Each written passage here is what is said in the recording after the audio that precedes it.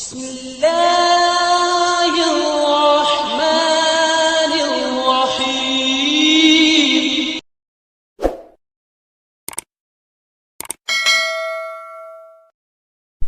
انسان کو مرنے کے بعد مٹی دینے کا رسم کیسے شروع ہوا؟ قابل نے اپنے بھائی حابل کو کیوں شہید کیا؟ پورے واقعے کو جاننے کے لیے ویڈیو میں بنے رہیں۔ جب حضرت آدم اور حوا مل کر انسانی نسل کا سلسلہ شروع کیا، حضرت حوا کو جب بھی حمل ہوتا تھا تو دو جڑواں بچے جنم لیتے تھے، ایک لڑکی اور ایک لڑکا۔ قابل کا جنم ہوا تو ساتھ میں ان کی بہن عقلیہ بھی پیدا ہوئی۔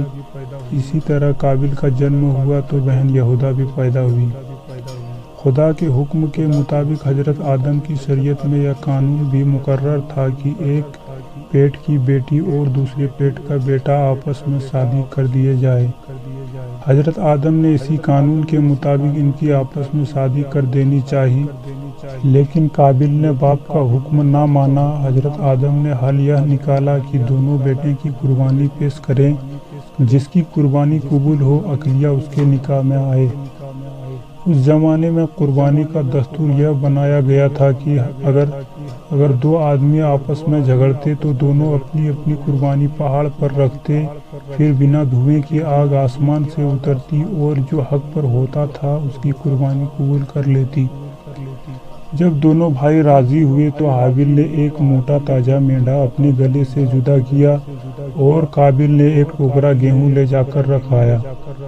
جب یہ دونوں پہاڑ پر اپنی اپنی قربانی کو رکھ آئے تو خدا کی قدرت سے ایک آگ آسمان سے آئی اور حابل کی قربانی کو قبول کر لیا گیا۔ قابل جل اٹھا اور بولا، حابل میں تجھ کو اب قتل کر دوں گا۔ حابل بولے، اللہ تو پرہیزگاروں کی قربانی قبول کرتا، اگر تم مجھ پر ہاتھ چلاؤ گے تو میں تجھ پر ہاتھ نہ ڈالوں گا، میں اللہ پر بھروسہ رکھتا ہوں۔ لیکن قابل تو جلن کا شکار ہو گیا تھا۔ اس پتھر دل نے موقع دیکھ کر حابل کے سر پر ایک ایسا پتھر مارا کہ حابل شہید ہو گئے۔ قابل نے بہت بڑا گناہ کیا تھا۔ حابل کے شہید ہونے پر قابل کا جب ہوش آیا تو پریشان ہو اٹھا، بھائی کی لاش اٹھائے ہر جگہ پھرتا، سمجھ میں نہیں آتا تھا اس کو کہ کرے تو کرے کیا، کس طرح لاش کو دوسروں کی نظر سے چھپائے۔ پھر اللہ کے حکم سے دو کوے آئے، وہ بھی آپس میں لڑنے لگے۔ ایک دوسرے نے دوسرے کو مار کر گرا دیا اور اپنے پنجوں تلے زمین کھود کر اس کو گاڑ دیا۔ قابل اس پورے واقعے کو اپنی آنکھوں سے دیکھ چکا تھا، من ہی من سوچنے لگا، افسوس کی کوے سے بھی گھٹیا ہوں کہ اپنے بھائی کی لاش نہیں چھپا پاتا۔ پھر اس نے زمین کھودی اور بھائی کی لاش کو ڈھانک دیا۔